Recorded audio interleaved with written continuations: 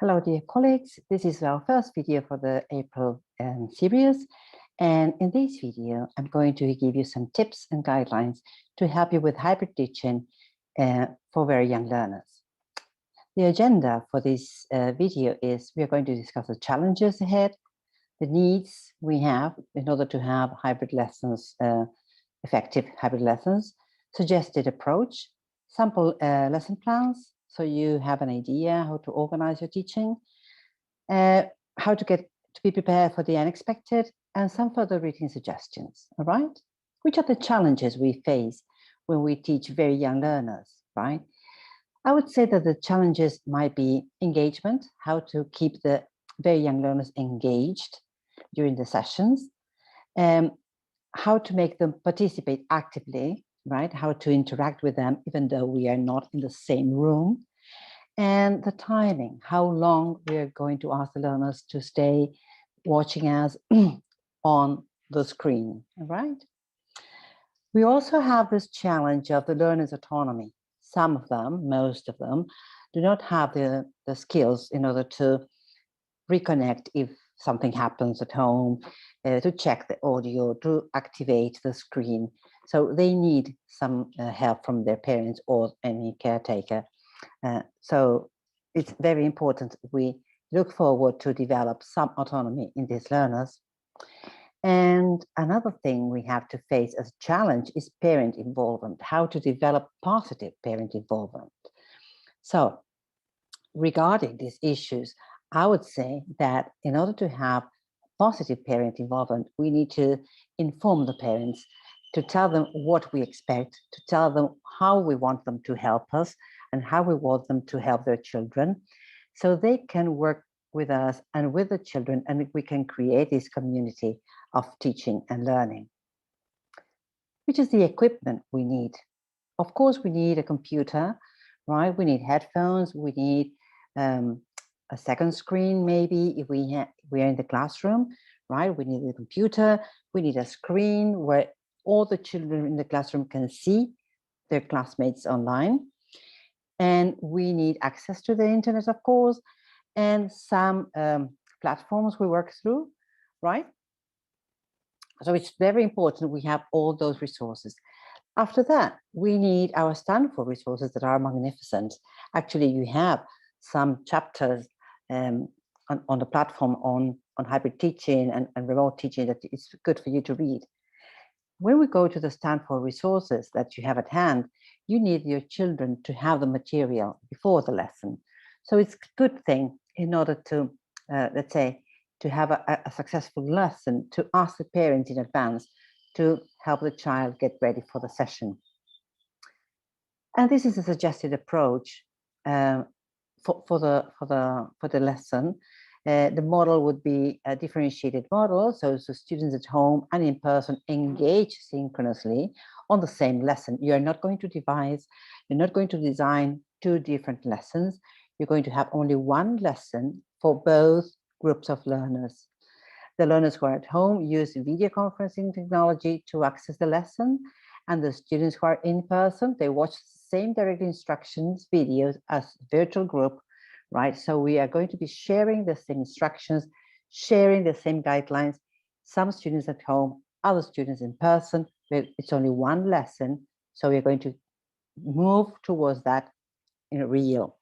And this is how I have designed a sample for you to maybe put into practice, or from here move on to your own lesson plan.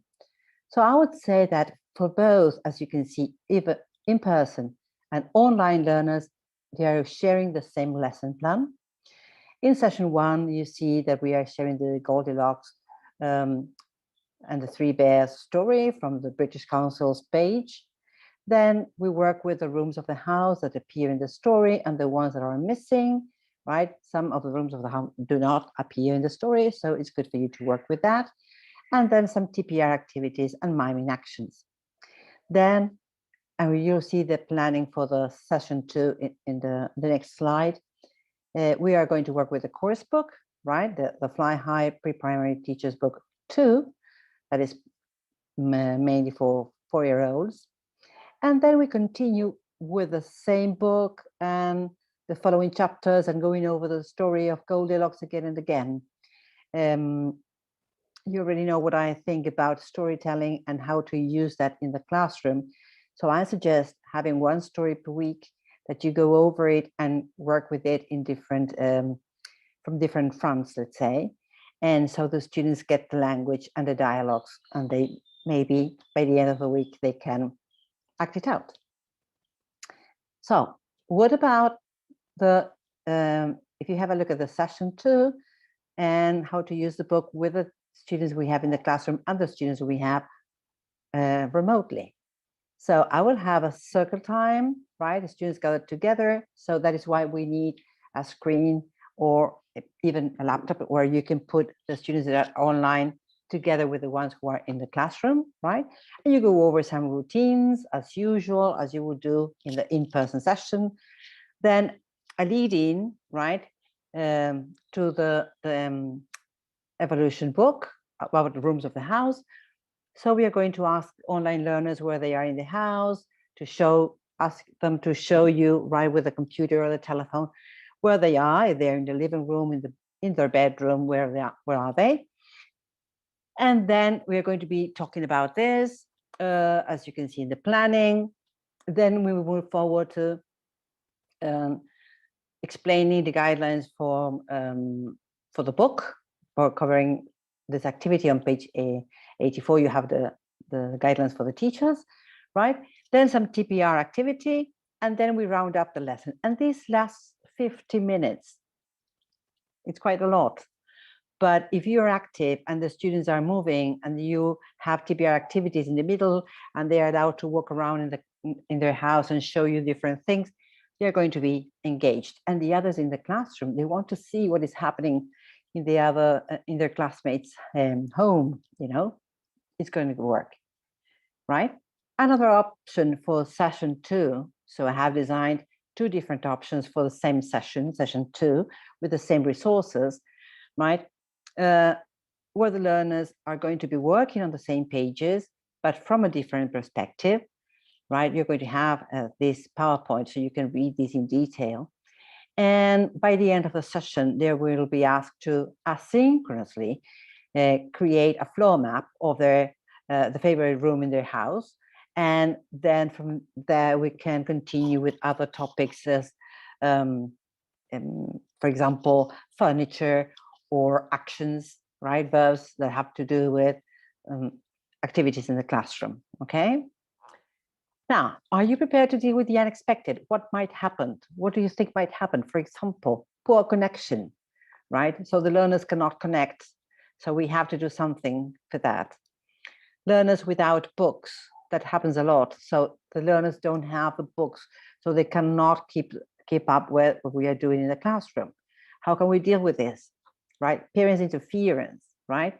And the learners' frustrations and tantrums, because they happened. So for the poor connection, it's important that you tell the school if it is a school problem, or the parents, if you connect with the parents some other way, you call them on the phone to tell them that you're having trouble to keep their child connected so they can check that at home. With the learners without books, I would say that if it is in the classroom, even though they might be able to share, because of the pandemic, it's not recommended. So it's important that you let parents know as well that they need to get the books, right? It's really important. It doesn't matter if you can have them online, because some children, and you know this, moreover, if they are early years, they need to touch the materials. So it's very important. You might be able to provide different solutions, so parents can get the books.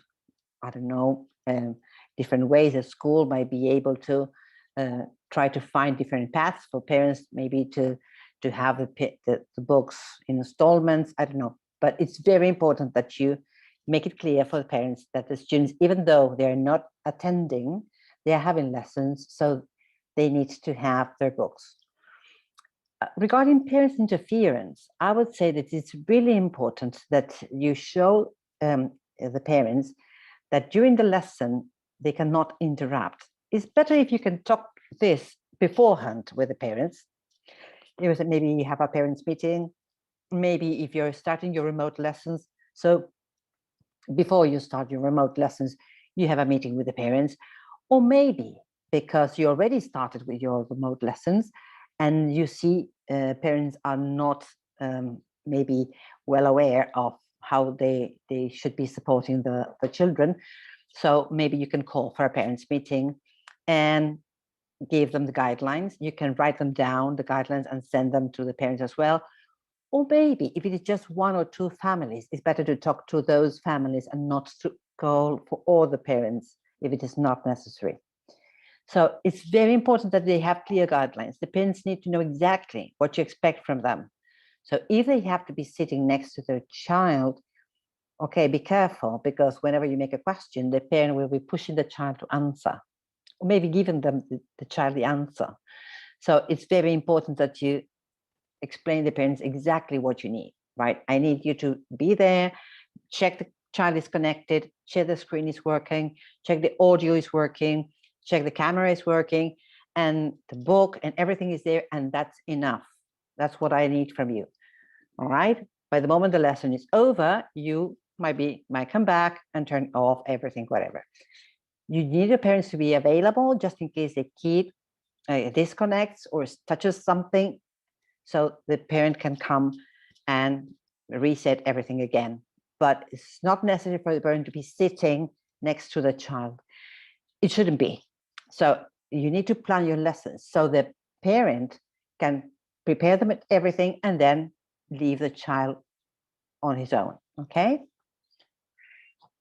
So in our next video, for this month, the second video, we are going to be working on hybrid teaching ideas for young learners, that is primary school, okay? See you in our next video.